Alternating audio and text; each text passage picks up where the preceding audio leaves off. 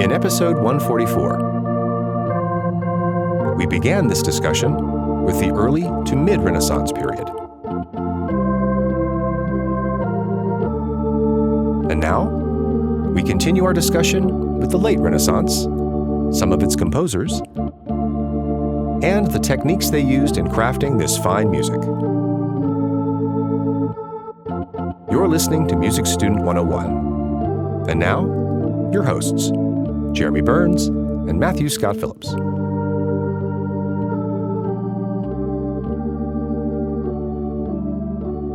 And welcome to Music Student 101. And welcome. You know, some of you might have gone on our website, but you probably saw where the episode didn't come out on the expected date. Yeah, sorry about that. And on the website, if you went there wondering what was up, you probably saw a message I put up saying due to technical errors. Technical human errors. Well, what I did was we had a whole episode on the early Baroque period. Which we did, recorded, edited. I spent 4 hours doing a harpsichord piece on that thing. Had Mike for the voiceover, had all the pieces together, and then I went to work on the website, and I was like, I'll just copy and paste the template from the last Renaissance episode. I was like, we never did late Renaissance. So here we are. A week later. Doing late Renaissance. And this will come out, obviously, hopefully the second week of October. But yeah. I'm getting over a cold, and I'm going to be out of town for a couple of days next week. So we'll just see what we can do. We'll just see what happens. But anyways, my bad. I did not want to neglect the Renaissance period because there's some really beautiful music that comes from that period. Absolutely. And if you go back to episode 144, I believe it was our Renaissance music part 1, where we talked about early and mid-Renaissance. Right, yeah. But in this episode, we'll be talking about the late Renaissance. We'll cover a few composers from that period. Yep. And then at the end, we'll check out some global perspectives. Indeed. And that's going to be really cool. In fact, the music you heard, the intro music, was me playing on the organ. Oh, very nice. Hanak Pachap Kusikunin. Yeah, there you go. Which we'll talk about later on today. But first, let's have some listener time, shall we? Indeed. So we have a new review. Yes, who's that? What's up? 5 stars from Jay Magum, who says, if you heard the top 10 best music theory podcasts, you will find Music Student 101 in every list that is made. Mm-hmm. Yeah, well, not to brag or anything. I haven't checked in a while. Yeah, haven't checked. Yeah, we don't. Yeah, of course not. We don't, watch those things. We totally watch those things. Yep. Most lists name it number 1 because it is. Jeremy and Matt love to teach, and it's clear they want you to learn. They have taught me so much, and I'm very grateful for them. Thank you guys for taking my music to the next level. All right. Thank you, Jay Magum, for your support and for listening. It's always so good to hear we're taking someone's music to the next level. Absolutely. We read these reviews because it does help to. We're thanking the reviewers for helping us to boost our presence. On social media. And drop us a review and you'll get yours read. And that's one way to support us. Indeed. Now, if you want to support us financially, you can go to the donate page on our website. Little housekeeping that we always get out of the way before the show. You can go to Patreon/MusicStudent101, and for $1 a month, $3, $5 a month, or whatever the going rate is, you can get cool things like maybe a coffee mug or maybe your own episode, a little 15-minute episode. Check it out. I know times are tough, so we would appreciate any donations we can take. So one of those is our new Patreon patron, Stephen Isaric, out of Pennsylvania. Stephen recently joined us as a Patreon patron. Yes, he did. Stephen says, gentlemen, allow me to introduce myself. My name is Stephen Isaric, and first of all, to thank you for what you do. I will make this short and sweet as possible. I am 58 years old, a full-time professor of custodial services at Lafayette College in Easton, Pennsylvania. Oh, wow, cool. I played guitar since I was 10-ish, on and off, maybe learning a couple of riffs of a few songs. Never the whole thing, LOL. Don't I know? Oh, yeah. I remember those days. I'm still in those days. And then played with a couple of guys a couple of times. I started my family at 19, fooled around over the years and attempted to get my own kids into it. Flash forward, I'm 57 years old, and my granddaughter wanted to learn the guitar. I tried and realized that I couldn't teach because I didn't really understand music at all myself. So I decided to take it seriously and learn from the theory on up. I always had an interest in the piano and started learning Don't Stop Believing. We were just talking about The Sopranos. Yeah, we were. About a week ago. Yeah. Anyways, I did research and found a site called Musora, which I think we talked about on our apps episode. We may have, yeah. An online musical community, and I take piano, singing, and drum lessons there. I also found you guys and Christopher over at Musical U. Our good friends over at Musical U. Yeah, check him out, Christopher Sutton. He's a heck of an educator, and it's a really cool site that they have. Absolutely. And we do some work with them sometimes. Yeah. So Steven continues. And like they say in Mortal Kombat, I know you guys remember, it has begun. That was actually from the movie Mortal Kombat. Yeah, I think so, yeah. That weirdly cool, very cheesy, like it's very badly made. Go back and watch it now. It's like the special effects are ridiculous, but somehow it still holds up. Well, and I don't know why. To this day, I don't know why they got the Highlander to play Raiden, but that's a different discussion. He was a big deal back then. That's a digression. Yeah, we'll talk about that on another podcast. And so, again, Steven continues. You guys had me at episode 1, and you have been such an influence that in 1 hour, I started my first class in music theory to start my journey in getting a bachelor's degree in music therapy. Very nice. Very nice, huh? The world could use more music and more therapy. Yeah, well, music therapy is a growing field, too. That's what I was getting into in college. Mm-hmm. Here I am doing podcasts, but which is therapeutic. It is therapeutic. I really do enjoy this. I'm a little nervous, but more excited, and I'll also will be a part of the jazz ensemble. Nice. So, gentlemen, this will be a true test of your podcast. So join me for the journey because here we go. I'm heading off to class. I'll keep in touch. Love you guys. Sincerely, Steven Isaac. Mm-hmm. P.S. Remember to take 5.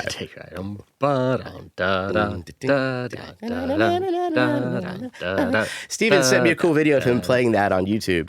It was really well done, actually. Nice. And he seems like a really cool guy, has a good attitude, did like this little hang loose sign. And that's awesome. I think he's one of our peeps. That's what I'm thinking. Good for you, Steven. Good for you. Thank you, Steven. And in lieu of listener mail, I just want to say real quick, we have a listener, Stacy Parry or Stacy Perry. I remember Stacy. Yeah, P-A-R-I. Yeah. She's over the years sent me cool little videos and recordings of her singing songs. Mm-hmm. And she recently, as I was getting ready for this session, I was listening to her version of Whipping Post. Oh, nice. And Dust in the Wind. Dust in the Wind. One of my favorite Kansas songs. That's a hard song, too. Mm-hmm. That's tricky. And she's also sent me recordings of her and her daughter playing Hotel California, which was just adorable. Lovely. But I think it's really cool that she stays engaged with us, and we love your music, and we always want to hear it. So continue. Please do. Send us your stuff. Be like Stacy. So thank you, Stacy. Thank you, Steven. And thank you, J. Megam. Yes, thank you all so much. And now, as they say, on with the show. On with the show. Matt, you teach this class quite regularly, don't you? This is every summer these days, actually, yeah. Music history. Yeah, this is one of my things I do in the summers now. Yeah. So I just say take it away, man. We're going to talk about the late Renaissance music. So let's talk about the late Renaissance. So, brief catch-up. For many, many centuries there in Europe, they say not a lot is happening technologically, culturally, or musically, and we call that period the Middle Ages, right? We used to call it the Dark Ages, and that's kind of like not PC anymore. Yeah, it's like so. We now call it the Middle Ages between the Roman Empire and the Renaissance, in which not a whole lot is happening. We were kind of just doing the same thing for several hundred years there. Then the Renaissance comes, and the Renaissance is a French word. It means renewal, rebirth, right? Starts in Italy, mainly in Florence, but also in Naples and Rome, and then spreads kind of all over Europe. And it's this idea that we're going to be more like the ancient societies, the Greeks and the Romans, who had these big flourishing societies, than we want to be like these medieval people. So we're going to start doing a whole lot of things, right? Okay. We're going to start doing a lot of polyphony, a lot of counterpoint, right? And there's a whole lot of church music, and there's a whole lot of secular music that sounds like church music, if you're not paying close attention. The mid-Renaissance, Josquin de Prez, he's doing these French chansons, which are just like songs, right? Secular songs. But he's using, voices and techniques that are not all that different from what he would do when he wrote church music, like the Pange Lingua Mass, which we also talked about, right? That's actually where we left off on the Renaissance Part 1. And this is kind of a little brief review of the Renaissance. Right. Yeah. So, early Renaissance. Yeah. So we've got that kind of stuff going on. And then when we come to the late Renaissance is sort of a move towards things that are going to happen in the early Baroque period that that have to do with the formation of chords and harmonies. See, all of this time. Well, I say all of this time. It really wasn't that long. But from the late Middle Ages coming into the Renaissance and through the mid-Renaissance, we've been practicing counterpoint. Yes. Right? So there's not this idea of a C chord or an A minor chord or, there's none of that. What there is melody stacked on top of each other. Polyphony, we call it, right? And that polyphony is governed by the rather strict and voluminous rules of counterpoint. Remember, we did 3 whole episodes on that. Don't I recall? Yeah, and it keeps coming back. It does, doesn't it? Can't get rid of it. Every episode. Yeah. And so in the late Renaissance, the style is still very stable. We're still doing all that counterpoint. It's sort of a matured musical style at this point, So there are big masses. There are conventions in how you write counterpoint and what you do. It's a stable style, but it's also capable of breeding innovation. So as Europe moves into the late Renaissance, some things start happening that are very new. Yeah, and think about the Renaissance lasting. I'm going to be generous and say 200 years. Okay. Versus the 7 or 8 that the Middle Age. This is all happening very fast for this time period. Yeah. Now things change that fast every 5 years. But, yeah, right. but throughout time, these periods do seem to be a little shorter, don't they? Yes. Yeah. And there was by 1500, there is a universality of this style, this late Renaissance style. And as evident by the spread of its 4 most famous masters. So Palestrina, a.k.a. Giovanni Pierluigi de Palestrina, who is, obviously Italian, right? Lived and worked in Rome, right? He has some fun stories and led a fun life, sort of a love-hate relationship with the Roman Catholic Church and all this stuff. Roland de Lassus, who is in the Netherlands, and is composing mainly at the court of Europe. Thomas Luis de Victoria, who's Spanish, right? Spanish priest, settles and works in Madrid. And William Byrd, who is the organist of England's Chapel Royal. So the late Renaissance music does sort of see our first organists being known for their ability to play organ and their ability to write for organ and play counterpoint on organ. And so we have composers representing areas. We have Italy, Germany, Spain, and England so far. Right, yeah. All in the same style. Yeah. Not to say they're all alike, but they are all writing in the same style. It's not like even the mid-Renaissance, things were going on in France with Josquin, could be kind of markedly different than, what might be going on in Italy or in England, right? Now, there's sort of a universal matured kind of late Renaissance style. Best way to talk about that style is to talk about these composers. Okay. And the first one on everybody's list is Palestrina. Giovanni Pierluigi de Palestrina. All right. Circa 1525 to 1594. Right, yeah. So Palestrina lives through the Counter-Reformation, which if you're not up on your European history, Martin Luther nails the reforms to the door of the church. I recall hearing about that. This sparks this huge schism in European Christianity, where all of these people are breaking off from the Roman Catholic Church and forming Lutheranism and Episcopalianism and a whole bunch of other things, right? what we call the Protestant denominations. Yes. They were protesting the church, so Right. they were the Protestant denominations.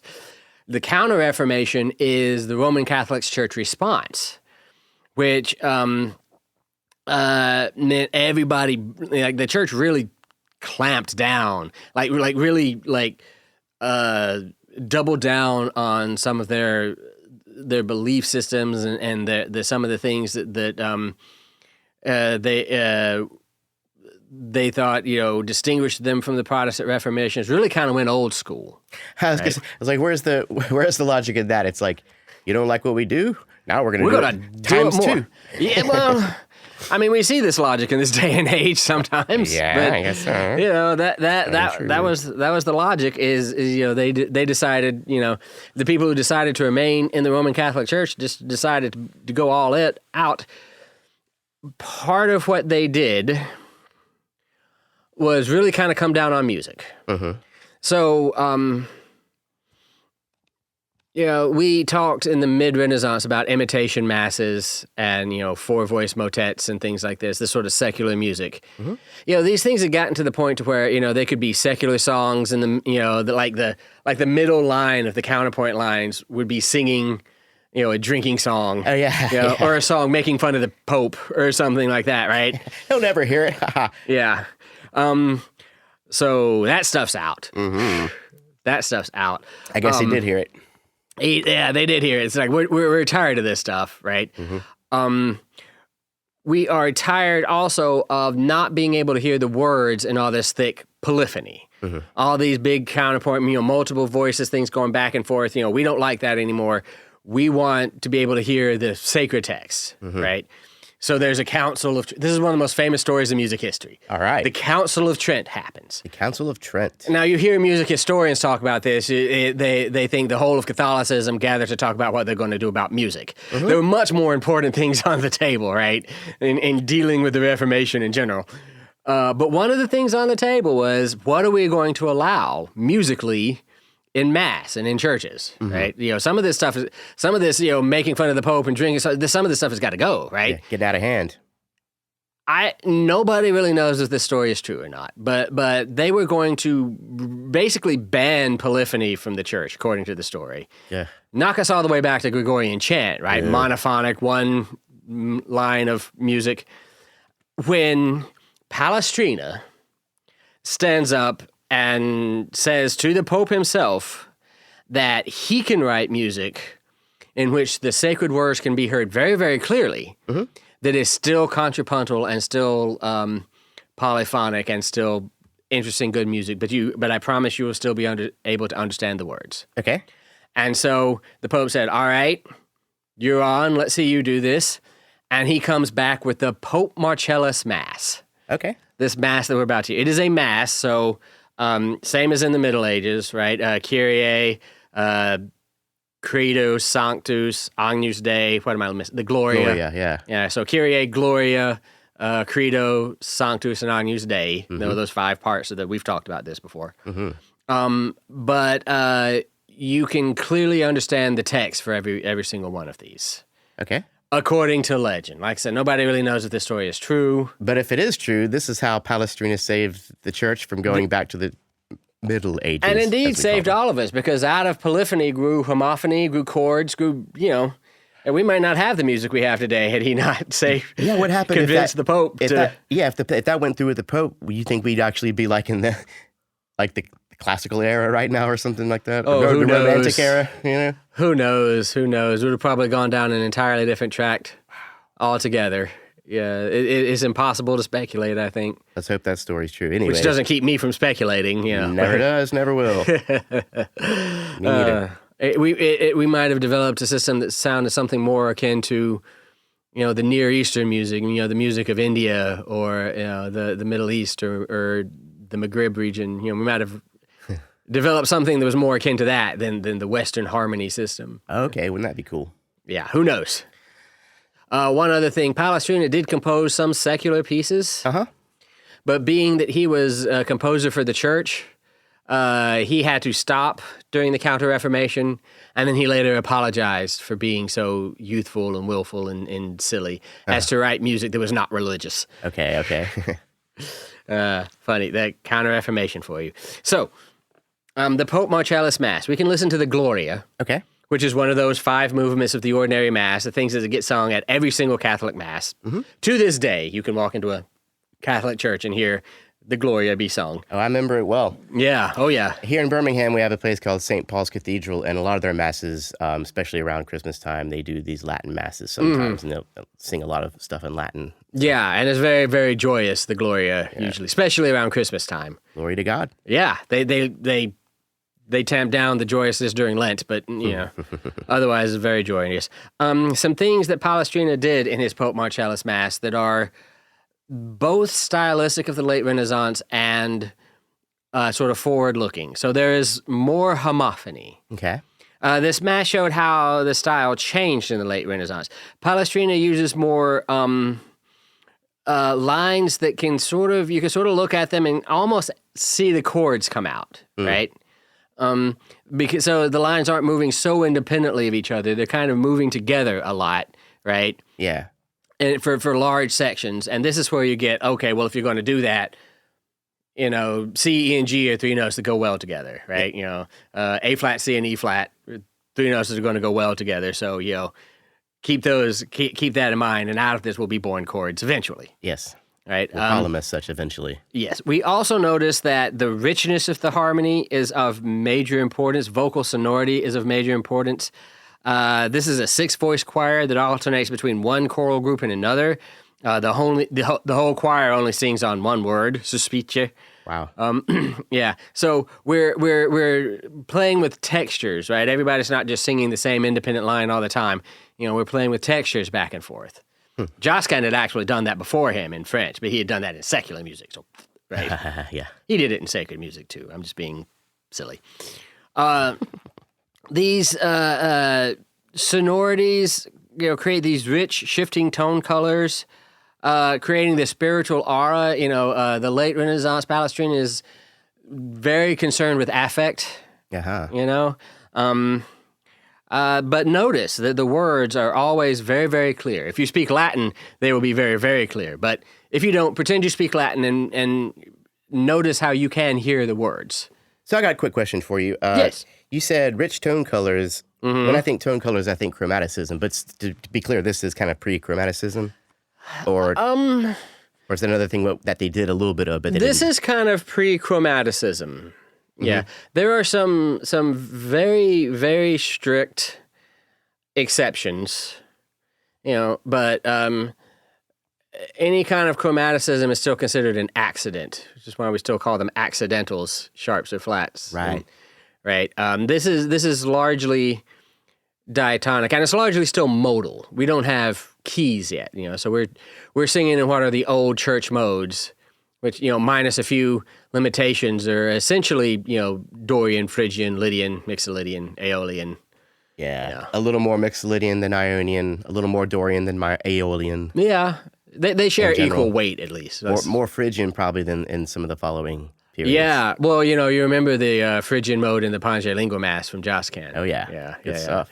I wish I could tell you what mode this is in. I don't think I've ever heard. Maybe we can guess as we go, huh? Yeah. But yeah, largely diatonic. Hopefully some easily understood lyrics. This is the Gloria from the Pope Marcellus Mass. And this is being performed by the Atlanta Chorale at the Schwartz Center in Emory in March of 2016. Check them out. Neighbors of ours in Atlanta, so I want to give them a shout out. Very nice. Yeah. Very nice.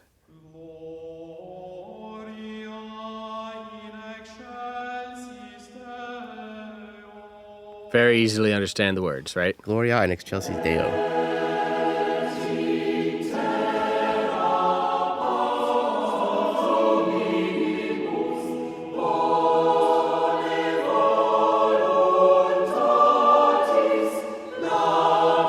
Hear that homophony? This is kind of new.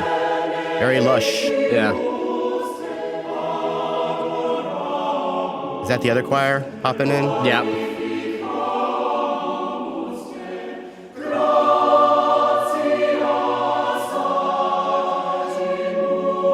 Oh, yeah, man.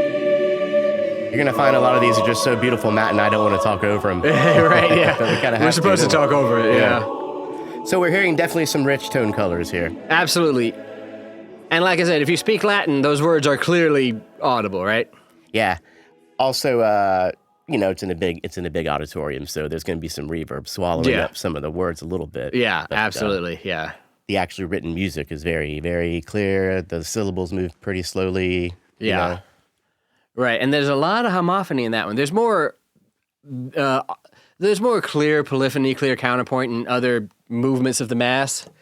That Gloria, it strikes me even as how very much those are just chords, right? Mm-hmm. That's just complete homophony. It's kind of amazing. Yeah. All right. So that is a mass. And lovely it was. Well done, Atlanta. Yeah, thank you so much, Atlanta Master Chorale. Yeah. That was a mass. A mass is to be sung in church during, the mass is the standard church service for Roman Catholicism. Mm-hmm. There is also the motet. The motet. Which we've talked about before. The term has been applied to a lot of different styles throughout history, right? In the 16th century, so in the late Renaissance, a motet is a short composition to Latin words comprised of short sections of homophony, followed by short sections of polyphony, right? Compared to the Mass, the motet was very similar in style, but different in scope. It was religious. It's still religious music. Its words would come from Psalms or from passages of the Bible or something like that, as opposed to the Mass, which has been set in stone for hundreds of years now. Yeah. Yeah. But smaller, shorter, for smaller groups, right? Mm-hmm. So the Italian Mass, the Italian motet, those two things make up the religious music of the High Renaissance, of the late Renaissance. The High Renaissance. So is that the same thing as the late Renaissance? Yes. Okay. High Renaissance meaning this is sort of the peak of the style, right? With Palestrina and Lassus and Luis de Vittoria and The climax of the period. Right, yeah. We speak of. Yeah, after this we're going to talk about the Baroque and a whole other period altogether, right? So that represented the religious music. There was also secular music in the late Renaissance. Okay. And one of the really, really big ones was the madrigal. The madrigal. Now, a madrigal, and by the way, secular music made a lot of progress in this time, right? At least in the terms of people were becoming more educated and more people were able to write down and describe the kind of music they were doing, so we have more of a sense of what it was, right? But a lot of this progress took place around the idea of the madrigal, which starts in Italy around 1530. It's just this short composition, usually set to a poem, right? And these are typically love poems, right? And just to warn you, love poems in the Renaissance, there's actually not a lot of, oh, I love you so much, we'll be together forever, you're just eyes shine like the stars, all that. It's a lot more, I'm in love with this woman. She's more nobly birthed than me. She's of a higher class. What's more, she doesn't love me back. So I am so heartbroken that I'm just going to die. Like blues or country, maybe a little bit. Yeah, I'm just going to fall over and die. That was kind of what the love poem. So this is what a lot of these Italian madrigals are like. There is a because the idea, as is almost always the case, was to express the feelings and the imagery that was there in the poetry, was there in the text, right? Yeah. So there's a rapid turnover of ideas and images, generally sung by one person per part. So this is not choral music. This is stuff that people could just gather on a street corner and sing. Oh, okay. Right? Yeah. For some reason, I always thought about madrigals as like 5-piece, like 5-part, 4-part. No, it's simple. So it's more like barbershop quartet music. Okay. Right? And except in Italian, right? With secular words, and the points of imitation were shorter, right? The switch back and forth between homophony and polyphony, generally shorter. Hey, real quick, I know we've talked about this a million times, but when you're saying people switching from homophony to polyphony, I still in my head kind of view those to be many voices at one time. And homophony, is it safe to say that the chords are more defined because the... More defined chords, voices moving together. Yeah, okay. Versus polyphony, voices moving independently of each other. Yeah, okay. Got it. Yeah. The big thing, though, is declamation and word painting. When we talk about word painting, what we mean is, if the lyric is high, then we'll sing a high note. Yeah. If we're descending, we'll sing a low note. Went down the hill. Went down the hill. Yeah, exactly. Running down the main. Yeah. Yeah. And this was sort of their approach to interpretation of the text. Right? And it took on great sophistication with these madrigalists. Now, the music is in Italian, right? And because it's in Italian, you have to speak Italian to understand some of the stuff, right? Yeah. One example that comes to mind right now, there's one called Aspro Core e Salveggio, Cold Heart, and something. But on the word... Savage, yeah, maybe? That's probably it. Yeah. But on the words cold heart, they kind of sing non-vibrato to make it sound cold, right? Yeah, oh, wow. Okay. To represent cold by non-vibrato terms. And that's still word painting, though, huh? That's still word painting, yeah. But that's some more sophisticated. Sophisticated, yes. And word painting reaches great sophistication with these Italian madrigals. Right. And these Italian madrigals get really, really popular. Okay. So popular that every educated and cultured person knows the names of Carlo Gesualdo and other Renaissance madrigalists, whose names are escaping me at the moment. We're going to talk about one of them, Yeah. Thomas Weekles. Well, yeah. The thing about Thomas Wilkes was he was English. Yeah. Oh, I'm sorry. Did you say Italian? Yeah. I'm sorry. So the madrigal starts in Italy, but then it reaches the ears of Queen Elizabeth I up in England, right? Yeah. And Queen Elizabeth I says, hey, I love all these madrigals, but, they're sung in Italian, so you don't really get all of this word painting stuff if you don't speak Italian. Yeah. Right? And, my people are English. I want them in English. So it just sounds like gibberish. Yeah, right. So she hires several madrigalists. Among the most prominent was Thomas Wilkes to create the English madrigal. The English madrigal is basically the same thing, but the lyrics are in English, right? So we can really hear all of this word painting because it's being sung in English, right?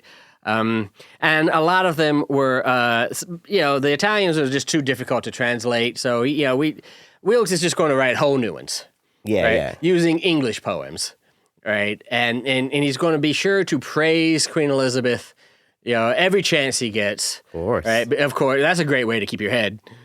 Like literally, yeah, and he writes a whole lot of these English madrigals.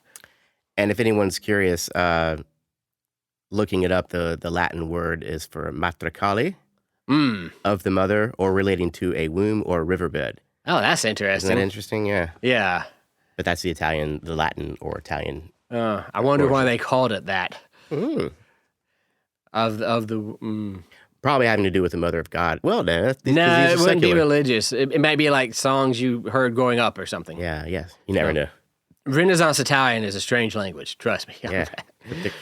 Okay. So anyway, what we're about to hear is one of Thomas Wilkes's English madrigals, as Vesta was from Latmos Hill descending. Now, I know you have this on your playlist. You drive around listening to this on the Spotifys, don't you, Matt? I do not. I have heard this so many times in my life. It's a little ridiculous. Yeah. But it is. I hear it so much because it's just such a great example of what we're talking about. Okay. Absolutely. So Thomas Wilkes, by the way, he is an organist and a choir master living in London. He's also a complete drunk. So yeah, big alcohol problem. Yeah, we did an episode on substance abuse in music, right? We did. The struggle is real. It is. It didn't stop him from writing a lot of great madrigals, though. This one has a lot of word painting in it, like going down on descending, going up on the word ascending. Vesta is a word for, it refers to a Roman goddess who was the equivalent of the Greek goddess Diana, and it was one that was always sort of also used metaphorically and as analogy to represent Queen Elizabeth. Right? All of this is really is really praising Queen Elizabeth a lot. The collection is called The Triumphs of Oriana. Okay. Right, which is written for, about, and dedicated to Queen Elizabeth. Oriana is meant to be Elizabeth. I see. Yeah. So let's hear some of this word painting, shall we? Yeah, now, Matt, while you're cringing about the word painting, try and bathe yourself in the sounds of this beautiful performance. I shall do my utmost. We're going to hear Voces 8, VOCES 8.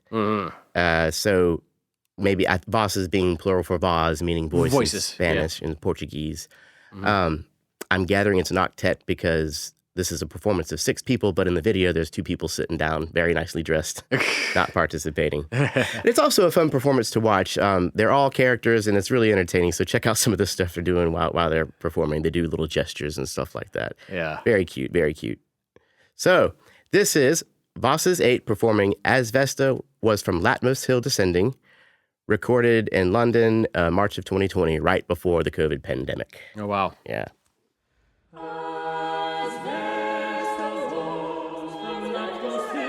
Up on the word hill. Yep. Way up there. Listen to them go up on ascending.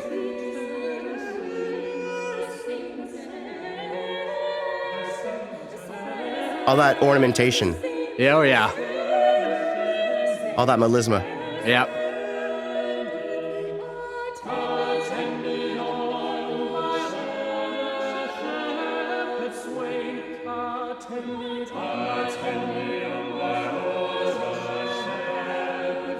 I'll talk about that one in a second. Aren't they funny? There. Okay, that's probably enough. Wait, there's your part. Running down the main. Running down the down. Yeah. Hear how they do the trills? Yeah. Running down the bank.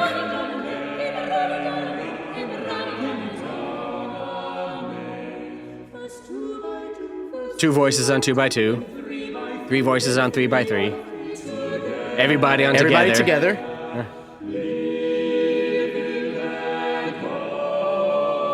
Homophony on goddess. Yeah. One voice on all alone. Yeah. Nice. Huh? So one voice on All Alone. Yeah, okay. Yeah. So that kind of stuff. And, you know, the part about the shepherd swaying, they're actually singing in open fifths, which is representative of shepherds playing flutes. They would play in open fifths. Oh, wow. Yeah. It gets so deep, man. Wow. It gets so deep with this word painting stuff, you know. A lot of stuff I didn't even realize was going on. I'm just like, oh, they go high when they say high, they go low when they go low. Oh, no, man, this whole thing is structured around this kind of word painting. They're literally taking the text of the poetry and just word painting as much as they can. Amazing. Yeah, really, yeah. Awesome performance. Y'all check that out and like and subscribe. Oh, yeah, Voces 8 is great. They've got a lot of stuff on YouTube. Oh, you're familiar? Oh, yeah. They're awesome. Awesome. Hell Yeah, they sing contemporary stuff, too, like Eric Whitacre stuff and... You know, but they do a lot of medieval Renaissance music, and they're awesome. Very cool. Yeah. All right. So we have not yet talked about instrumental music. How about that? There's a reason for that. Through the Middle Ages and through a lot of the beginning of the Renaissance, instrumental music was kind of tough because these instruments kind of, you know, they weren't technologically very far along, right? They didn't stay in tune very well. Right. You know, they could be difficult to play. They could only play in a few keys. This is kind of tonal standard. Yeah, pre-equal temperament for sure. Exactly. Yeah.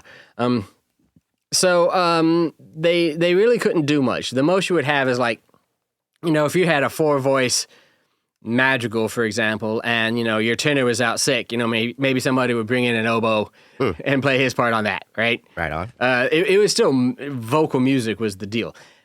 The late Renaissance see our first developments into instrumental music. Okay. And those came in the forms of harpsichords, which are invented and constructed. Yeah, okay. Right? Lutes and violins, which, you know, the material they're making the strings out of becomes more stable. They're able to play more in key, you know, and more in tune. You know, just kind of more dependable in general. And so instrumentalists are still playing along with singers, but you're starting to see them play motets or French chansons or other vocal genres by themselves. Let's take this. Let's take this Orlando de Lassus motet and just play it on, 2 violins and a lute. We can do that. Yeah, okay. Kind of like elevator music. Yeah. As they called it. Yeah. So the most widespread instrumental genres at the time were dances, because what these people were getting hired to do were come to noble courts and provide the entertainment, right? And I say this a lot, but like if you've ever seen Bridgerton, or Game of Thrones, or any period piece whatsoever, you pretty much know the idea, right? All these nobles in their powdered wigs sort of stepping around to these different dances that they know the steps to. Yeah. And the instrumentalists are playing, this instrumental music, which is sometimes historically accurate and often not, I find. Yeah. But we had the electric slide. They had the galliard. Exactly. The galliard, by the way, all of these dances have something specific that make them what they are. For example, the pavane is in duple meter. That's a big thing that makes you know you're doing a pavane. It's in 2/4. Which is important when you're dancing. Very important. You got to know where your steps are. The galliard is in triple meter and generally faster. And it's generally played after the pavane. Okay. Right? And there's a whole lot of these. There's the pavane and there's the galliard, and there's even more of them in the Baroque era, as we will come to see. But there are a lot of these also Renaissance dance types. And the nobles know the steps, so you're supposed to know the music, right? Got it. Right? They were always written in these easy to follow phrases, so you wouldn't get lost in the dance, right? Usually they're 8 bars long, and then each phrase is played twice. So repeatable patterns that people can kind of get used to. Yeah. Play the A phrase, play it again. Play the B phrase, play it again, right? Yeah. Sometimes maybe there'd be a C phrase. So A again, B again, C again. Nice. Right? But always, easy to follow like that. Right? We can listen to one of these. A quick question first, though. In terms of our history episodes timeline, is this in fact one of the first mentions of meter? I mean, anytime more than one musician is playing or singing together, there must be an agreed pulse and pattern of accents, right? Yes. But this is not necessarily time signature just yet. Not necessarily, but we're getting there. Okay. Meter in the Renaissance is something that develops. When the Renaissance first happens, a reader is like 2, and then you'd have the equivalent of a dotted half note under it, right? Meaning you're going to do 2 of these for every sort of phrase, right? Yeah. It's not the way we think of it now, although it's getting there. Okay. For a Renaissance instrumentalist doing a pavane, duple meter might just mean, counting 2. 1, 2, 1, 2, right? They don't necessarily know 2 quarter notes to measure, right? Right, yeah. They don't necessarily know what a quarter note is, right? Or even a measure yet, right? Yeah, they probably get in a sense of a measure, but not like we know it, not like we know it. They don't write them down as such, do they? No, but it is evolving in that direction. Yeah. So, let's hear one of these galliard, triple meter dances. Okay. So the form here is A, B, B, C, C. So play A, play it again, play B, play it again, play C, play it again. Mainly homophonic. Yeah. Right? Meters kept very clear so people can dance to it. Distinct phrases, easy to remember your steps. All right. So this galliard is called Daphne and is performed on harpsichord by Jos van Immersteel. See how easy this could... And think court dance, right? 1, 2, 3. Yeah, the meter is clear. And not just that, how clear those chords are, right? Like if you're going to do another dance step per chord. Yeah. 1, 2, 3. 1, 2, 3, 1. Hey, I can see it right now. Yeah. I can see them dancing. So pretty easy. So he's playing this on a harpsichord. Beautiful. Yeah. Is this is the B section. This is B section?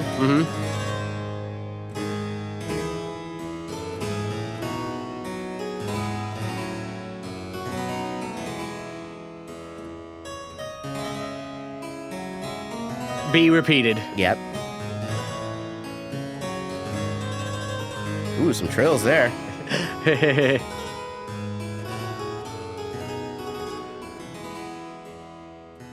So that was beautiful. Absolutely. Well done. Yeah. And so this is what dance music looks like in the Renaissance. Yeah, okay. Yeah. Or at least sounds like, right? Or at least sounds like, yeah. All right. So what we have left is is one of my favorite stories in music. All right. Because this is a story of, well, it's a story of imperialism, really. But it's a story of harmophony making its way to other cultures. Yeah. It is during this time that we're talking about, the late Renaissance, that the New World is discovered and voyages to America start happening. Yeah. Right? So, we're in the 1500s right now. Columbus sailed in 1492. Sailed the ocean blue. Yeah. That guy is the most undeserving of his spot in history of anybody I know. We'll talk, change my mind. Anyway, during this time, they often attempted to convert the peoples they found in the America to Christianity. Now, the Aztecs, the Incas, these people, they already had a great culture with a great spirituality of their own. They weren't all that interested, right? So about 1497, everyone knew about heaven. Something like that. That might not be accurate, but it rhymes. And they were very, very difficult to convert to Christianity. They didn't really care too much, right? They had their own thing. Yeah, that's not an easy task. Yeah, no. Converting somebody's religion. Lord. Yeah. So missionaries studied their culture, studied Aztec and Incan cultures to figure out how to, maybe get on their good side a little bit. And they were intent on teaching them polyphonic European music. Okay. To sort of get them to say, hey, do this, don't do that, music you've been doing, do this thing that we do, right? Mm-hmm. But to ease the transition for them, they would allow them to sing their native songs and dances at Christian festivals. In their native tongue. In their native tongue, yeah. Sometimes, yeah, we're kind of getting to this, right? Yeah. So this Incan processional music, Hanak Pachap Kusikuyan, which I'm sure I'm butchering, according to its publisher, this is a hymn to the Virgin Mary. And it was sung during, Marian days on the, Roman Catholic calendar, right? But the words are in Quichua, which is a native tongue to a particular tribe of Incans. Okay. Right? So they're singing a hymn to honor the Virgin Mary, but they're singing it in Quechua. Yeah. Right? Okay, now I'm kind of curious about this because how would they best study the culture at the time, right? Talking to the people, yeah. Earning their trust. Yeah. Using music to muse another culture towards the beliefs of your own. To me, this sounds like musical subterfuge. This is insidious, man. It really is. And who knows how well it really worked, Well, it's kind of ironic because I am truly enamored with this piece we're about to hear. It's really pretty. And I can see where it could convert. They almost had me converted when I heard it first. All right. So this is the Marian antiphon sung in Quechua. And this is called Hanak Pachap, performed by the Market Street Singers at the University Church in Seattle, May of 2015.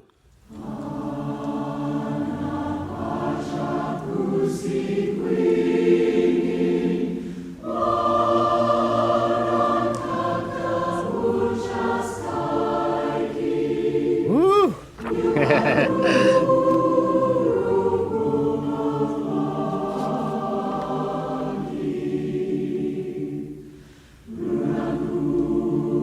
Now we're in the...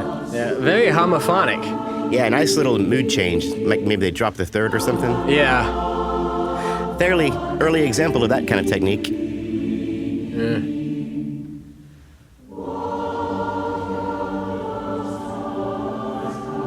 I just get chills when I hear this.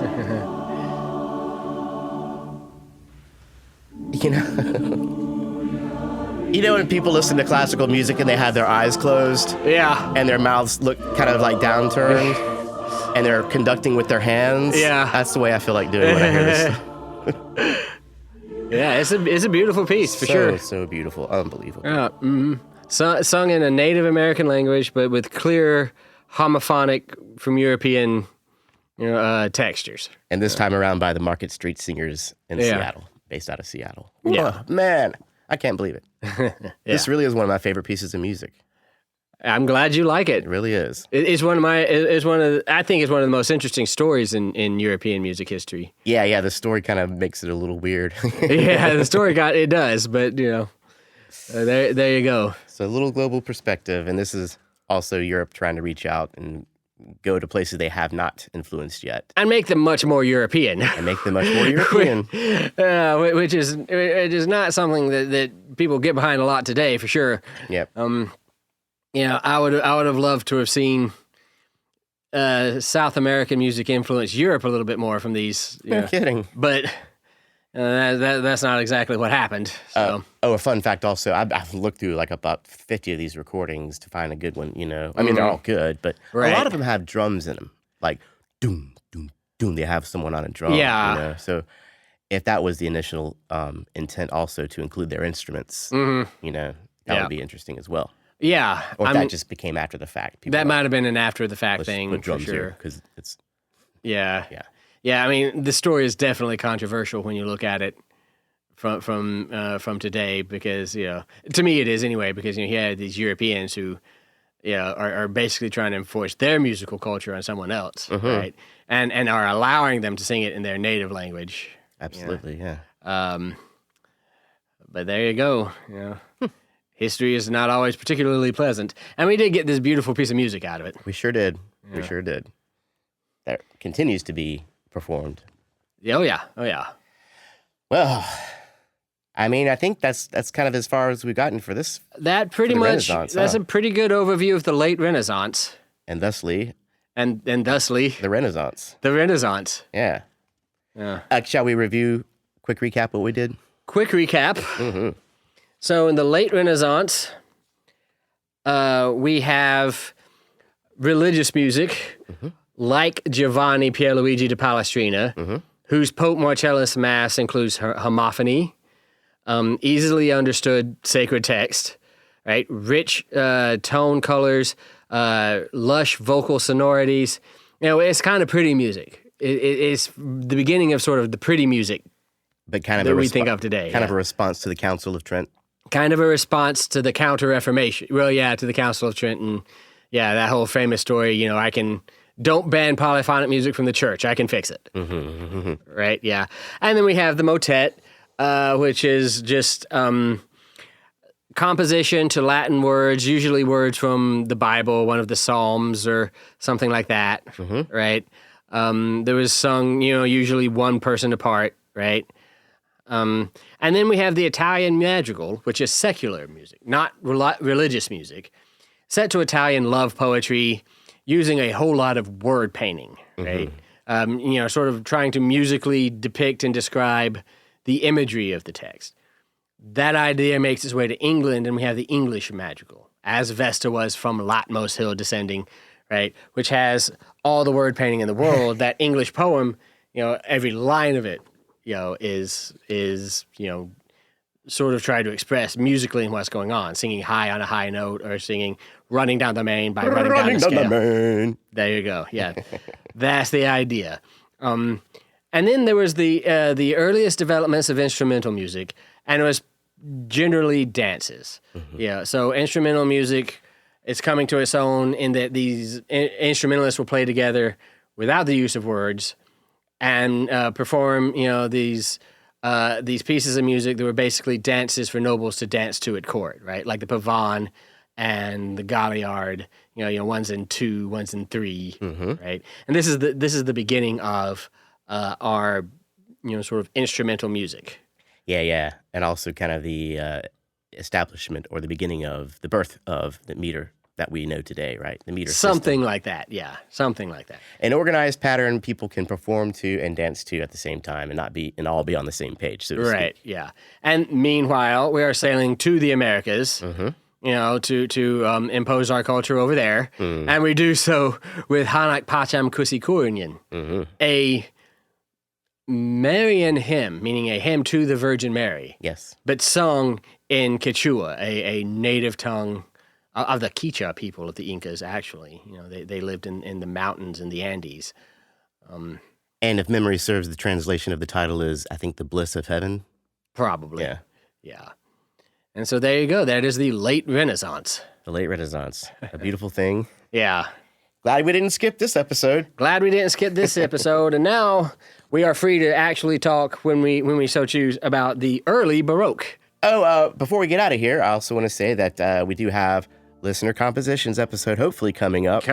Yeah. We're a little shy on compositions this time around, so if we don't have a good 5 or 6, maybe we'll figure out something to do and push it back a little bit. Yeah, we'll see what happens. That will be episode 150, and this is episode 148, so we got a couple of months Yeah. to send us your compositions. We love to hear your music, and we love to play your music.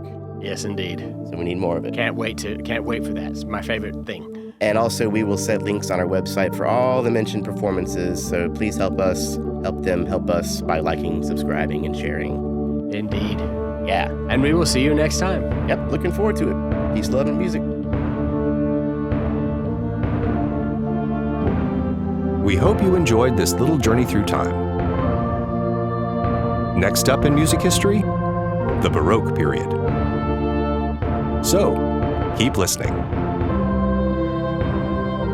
For ways to support us, you can click on the donate page of our website, musicstudent101.com.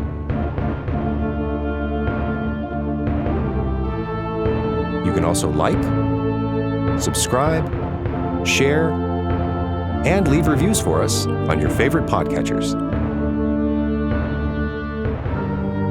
And for questions or comments, you can reach us at info@musicstudent101.com.